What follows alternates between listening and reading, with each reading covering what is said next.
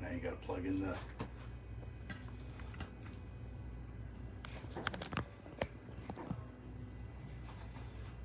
Okay. Well, let's see if it pops up here this time for me. Here we go. We got sound? Okay. All right. We're there. I don't know what all that means. Welcome to Facebook. Okay. So, welcome everybody. Those of you who are joining us. See, we got a couple people watching. Did you leave your phone on at your desk? Why? Because you might be one of them. No. Okay. There's my wife. She's on her way. She's probably getting her nails or hair done or something, I think.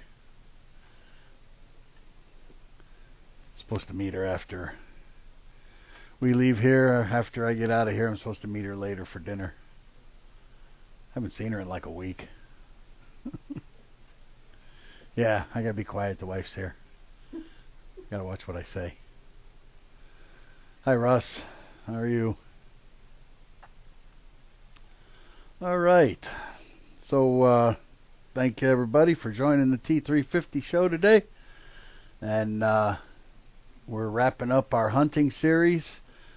This will be what I got this week, and then next week, and then I'm off for a week, then I'm back for a week or two, and then I'm off for a week again as the hunting seasons here really start to kick off. I'm taking I've got a couple of weeks of vacation to use before the year lets out, and I'm gonna take a rutcation. I haven't taken a rutcation in a couple of years, and I'm going to take the 5th through the 11th, whatever that week is, the 5th through the 13th, actually, including the weekends, for the whitetail rut here in Ohio. And that's usually a pretty good time. I've had some of my best luck somewhere between the 6th and the 8th of November. It's really seeing a lot of activity around here, so I'm taking that week off and hoping I can get that big boy to show up. He's coming in. He comes in half an hour, 45 minutes before the sun comes up, and he comes in a half hour, 45 minutes after the sun goes down, after the light's out. So he won't quite show up in the daylight, but I'm gonna get him. I'm gonna hope, unless he crosses paths with somebody else along the way, which can happen. It happened to me a couple years ago. I hunted one for most of archery season, and then third day of gun season, he got killed a property over. Yeah, it happens, right? That's why they call it hunting. So yeah, we're wrapping up our series on hunting here. The last thing we were going to talk a little bit about, I'm really by no means an expert on this stuff, but it's optics, scopes, red dots, that kind of stuff. I'm not, like I said, I'm not the expert on scopes and optics. It's one of them things. I'm a common man, and I don't, I'm not long range shooting. I'm not, so I don't spend a ton on a scope. You know what I mean? $300 or $400 for me is a lot for a scope. For hunting purposes or for range shooting or whatever it is I'm doing. If I buy a $300 or $400 scope, that's a high-end scope for me. You can spend $3,000 or $4,000 on a scope if you want to. They're out there. But I'm a big fan of Vortex, not only because we get a nice discount, industry discount. If you're a veteran, they give nice veterans discounts. The industry discount is just a little bit better than the veterans discount, so I don't take advantage of the veterans discount. I take advantage of the industry discount from Vortex. One of the things I love about Vortex is their warranty. I can take this scope and I can throw it on the ground and smash it and tell them, hey, it's broke, I need another one. And they'll send you another one. And most times they'll do it with just a picture. I've heard of plenty of guys sending them a picture and saying, hey, this is broke, whatever, and they'll send you out new product. They stand behind their stuff, and it's pretty decent quality stuff for the money. I have no complaints with my Vortex optics. But we're going to start off real quick, and I know this isn't a hunting rifle, but it's what I had here mounted with a red dot on it. So this is just a simple red dot. I bought this. This was a cheap $100 unit I bought at the local gun show. Osprey Global, foreign brand. It works. It does its thing. It's got a nice small MOA dot. I actually kind of like it. If I knew I was hunting extremely tight area, extremely tight brush, where I knew I was only going to get 50, 100-yard tops shots, then the red dot is something that is definitely an option. It's nice, it's light, it's small, it's unobtrusive, it doesn't get in the way, and I like as you've heard me talk about red dots in the past, is that both eyes open, right? I can have both eyes open. There's zero magnification, so I don't get the refract off of that to mess with my vision. And I can use both eyes open and really, if I'm looking at it and I pull up, I'm on target. I don't have to search for it. One of the things I would highly recommend, if you're going to put a red dot on your hunting rifle, that you have some sort of backup sight system. Whether it's these offset 45s like I have on this one, I would recommend highly having some kind of backup sight system. Nothing could be more frustrating, I'm sure, than seeing a big buck and pulling up and the battery on your red dot has gone dead and you don't have a red dot. So if you have some kind of backup system, you pull up your red dots, you don't even have time to mess with this, right, to see what's wrong with your red dot. You just know you don't have a red dot, right? All you have to do is come over here like this and you've got iron sights. Okay, so if you're going to use a red dot on your hunting rifle, I would highly recommend having a backup sight system so that in that moment you don't blow the chance at a big buck, big whatever it is you're hunting. You come up to something like this. Okay, this is the Vortex Crossfire 2 1x4x24 LPVO, they call it. Low power variable optic. So it only it has 0 magnification up to 4 magnification. So that's the low power, and the variable it goes from basically 0, 1 to 4. Now, the one I like, these Crossfire 2s, because you can get them with a red dot built into it. So not only do I have on this unit, if I'm hunting close, if I'm in that 40, 50 yard, under 100 yard range, and I want to just use my red dot, I've got a red dot. Low light conditions, these aren't real great in high, bright light conditions, but, it does have a regular reticle in it as well with the red dot in the center of it. So in the low light conditions, first thing in the morning, last thing in the evening, the red dot really comes in handy. Other than that, in the bright part of the day, you're probably not going to see the red dot in this scope. But, and then if if you're in an area where you think you're going to get a longer shot, all of a sudden you've got 4 power, but you're still got a red dot with that 4 power. So I really like these LPVOs, especially for the type of hunting we do here in Ohio. I'm not going to be shooting, 100 yards is a long shot. 200 yards is, I don't think I've ever shot 200 yards at a deer here in Ohio. About 125, maybe 150.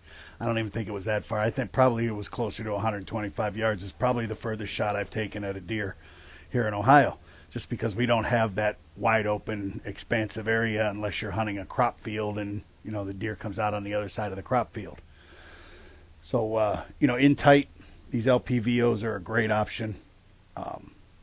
And, for the extra $50, getting the ones with the lighted reticle or the red dot, you can't beat it for that low light condition.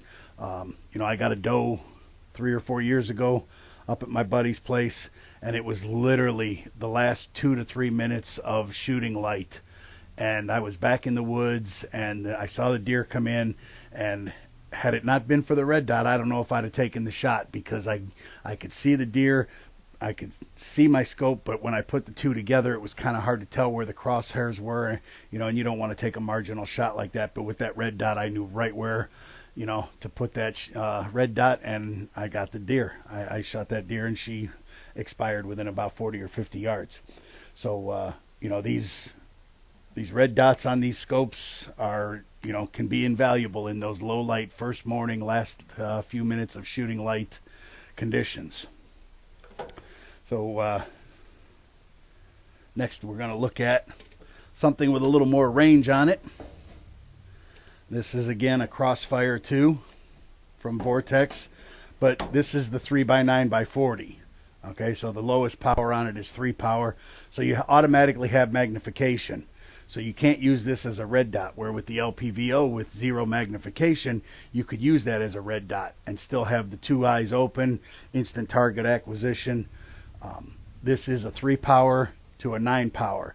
Now this is going to be good out to several hundred yards. Okay, you're not going to have any problem reaching out 300 or 400 yards with this scope. Just it's not something we really probably do here in Ohio, because most of the ammo, the hunting we do is shorter range, and the ammo that we're restricted to, is just not going to be really good at 300 or 400 yards. We are restricted to slugs and or straight wall rifle cartridges that typically have bigger, heavier bullets, so they're going to dive into the ground faster. They're going to drop very fast. So anything beyond 200 yards, that bullet is really starting to go into the ground. 300-400 yards is probably plowing dirt. So this is going to be all the scope you're going to need in the short range, like here in Ohio. You get out west, maybe you want to step up to a 15 power or a 20 power, 24 power, and maybe with a 50 millimeter optic, 50 millimeter reticle on it, so that you get more light gathering. And again, this has the red dot on it. I don't know that I'd ever have a scope again without a lighted reticle. My eyes are getting a little old, and gets a little hard to see sometimes, so the lighted reticle or the red dots have just about become a necessity for me. When you start getting up into the little bit of the higher range, and again, I'm no expert on this stuff. You start hearing guys talk about first focal plane and second focal plane, and what that has to do with is the glass, the reticle, and where it's set in the glass. If I'm saying this right, the first focal plane, the reticle shrinks and gets larger as you zoom in and out. So the higher the power, the reticle zooms in and out with you. With a second focal plane, the reticle never changes size. So if you're looking through a second focal plane and you have the reticle with a circle and no matter how far you zoom in, that reticle doesn't change size. When you have a first focal plane, as you zoom in, the reticle gets bigger and bigger with that zoom in. I believe I'm saying that right. Somebody could correct me if I'm wrong. You're like I said, you're going out west. Maybe you want something with a little more reach. I'm probably going to be investing in a scope to take on my antelope hunt, because 300 or 400 yards on an antelope is not unheard of. So I want to have a scope that reaches out a little bit further and gives me the opportunity to make the best shot that I can. I hate to mess up a 300 or 400 yard shot on a nice animal, and especially on a guided hunt like that, where they, if you wound an animal, well, your hunt's over unless you're willing to pay more. So you got to make sure that first crack you get is a good shot. So maybe you're okay. So this is like, we've talked about stuff for deer hunting, right? Big game hunting, deer, maybe varmints. With the red dot, you're looking at pigs and coyotes. Some of the LPVOs, even this, you're looking at tight in, if you're hunting coyotes, even here in Ohio, you might be getting those 300 or 400 yard shots. So maybe you need something with a little more zoom. Um, I'll leave this one right here. And I have my upper for my 6.5 Grendel here. And Russ had mentioned earlier getting into night vision and thermal scopes. I haven't taken the plunge into thermal yet. I have a couple of infrared night vision. They use the infrared illuminator. And I believe this is the Sightmark Wraith. And I want to say this is 25 power. I think the ATN that I have is 32 power. And this is a digital zoom. They're really nice. It's like looking through a TV screen. You look in here when this thing is on, and it's literally like watching a TV screen. And this thing records video. You can upload it to your phone. It's Bluetooth. It's all, it just does all this kind of crazy stuff. The downside to these is they're kind of heavy. This thing weighs a little over 2 pounds. So, when you have a 6 or 7 pound rifle, next thing you know, 30%, you're adding 30% to the weight of it just in your optic. But this is typically something you're going to hunt long range pigs, coyotes, that kind of stuff. And you're going to want to, because, that's, you can't hunt deer at night. So what's as good as a night vision scope for hunting deer, right? Unless you just want to record it. And, obviously this can be used during the day, but it's more, right? And the cost. Right, Russ? Thermal, a cheap thermal is going to run you $1,200–1,500. Expensive thermals can run $6,000–7,000. I think the Sightmark Wraith here is in the $400 range, and the ATN was in the $600–700 range. So you can get into the thermal, you can get into the infrared night game for under $1,000. If you want to get into the thermal, you're going to be spending $1,000+ minimum. But really cool scopes. I haven't had a chance to do any hunting with them. I have played with them. I was playing with this one the other night at the house, and went outside and was looking around, and I was like, oh, what's that? And I looked, and about 75–80 yards away out from the house, out in the road, there's a cat walking down the road. And I was just following the cat through the scope. So, and the cat, I'm sure the cat knew I was there, but the cat had no idea that, I was tracking him with a scope. So that was kind of cool.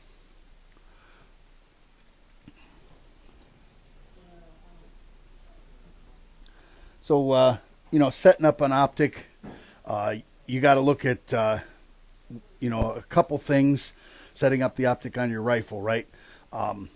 Especially on an AR. Typically, scopes sit back a little further, obviously, than the red dot. You got the red dot, your charging handle's pretty accessible. Scopes tend to sit back a little further unless you're, a short arm and you like, okay, so now being this tight up on it, I don't have enough eye relief to see through here properly. So this scope would have to slide forward. But having longer arms, I like the full reach, and right there is a pretty good eye relief for me. I've got a good view. I can see everything. I don't have any shadowing. But the problem is that, it's a little hard to get to my charging handle. So the best thing you can do there is get yourself an extended latch charging handle, that I don't have a bolt carrier in this one. No, I don't. So, you can grab it with one finger from the side and charge this thing. Okay. And even an ambidextrous so that you can grab it from either side and charge this thing. Just gives you a little more ability to get in there and charge it versus a mil-spec charging handle that makes it a little hard to get under the scope. When you're looking for a scope, it's all about budget and what you want to do with it, what you're going to hunt with it, how you're going to hunt with it.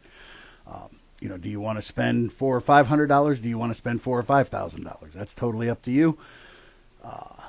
But how do I say this? If it's a $40 or $50 scope, it probably ain't no good.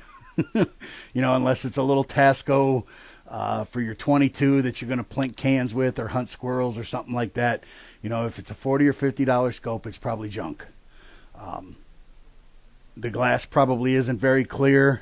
it's going to be, you're not going to have the ability to focus. Uh, there's just different options that you're not going to get. You're going to get a straight magnification, maybe 4 power, maybe 6 power, something like that, and you're going to have no variability to it. And it's just, you know, you're going to want to spend at a minimum a couple $100 and get a decent scope that has some good glass that you can see through and gives you good visibility through that scope. I probably, the Vortex is probably, in my mind now that I've had a few of them, is probably as low as I'm going to go on quality. I don't think that I would ever step down any lower in buying a scope. If I was gonna, I could obviously step up in quality, but I don't think I would go any lower than the Vortex line of products. And they have, everything from your $150 to $200 scopes all the way up to, they have pretty expensive scopes too, $1,500, $2,000 for some of their stuff, depending on what you want it to do. First focal plane, second focal plane, long range, bigger. Objective lenses, that kind of stuff. So, you got to decide what you want to do with the rifle. What is its purpose? What are you going to be hunting? How are you going to be hunting? And then how much you want to spend, and decide on your optic from there.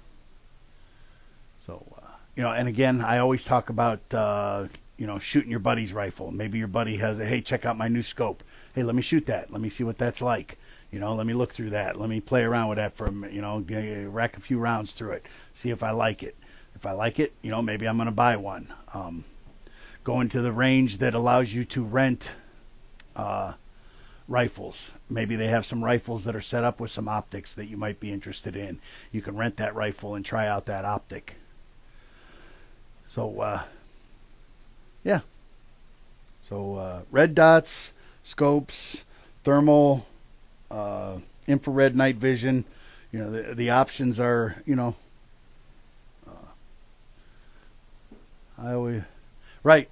In anything you do, always let the need and the budget drive the build, and whether it's the extra parts you're putting on it, the initial build itself, or the optics, the scope, whatever it is you're going to put on it, you got to figure out what it is you're going to do with it and how much you want to spend, and then you'll probably overspend.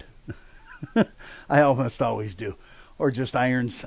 Yeah, I mean, if you're shooting short range, my eyes have gotten a little old. I don't know. When I was in the Army, I could bang down, what was it? What's the longest I think is the 300 kilometer, 300, whatever the, I don't know what the metric stuff is, but, I could hit the longest target we had in the Army with iron sights pretty consistently. And I don't know if I could do that anymore. My eyes just aren't that good. I've had an accident with my right eye, and I've had surgery on it, so it's not the greatest anymore. I can see through a scope very well, and I can see through iron sights at reasonably short distances. I don't know that I would trust my eyes to an iron sight at 100 yards or beyond. But we're kind of talking about optics, so I haven't really talked a lot about iron sights, other than using them for a backup on your red dot in case your red dot fails on you. So, I think that's all I really wanted to cover today as we wrap up our hunting series. For a lot of us, hunting season is upon us. Archery's here. I've been out a bunch of times already. Probably going to be out Thursday and Friday night again, as we're starting to roll into that magic time of year. And if you're not a hunter and you're just a shooter, watch out on the roads, because this is the time of year when more deer are hit and killed than any other time of the year.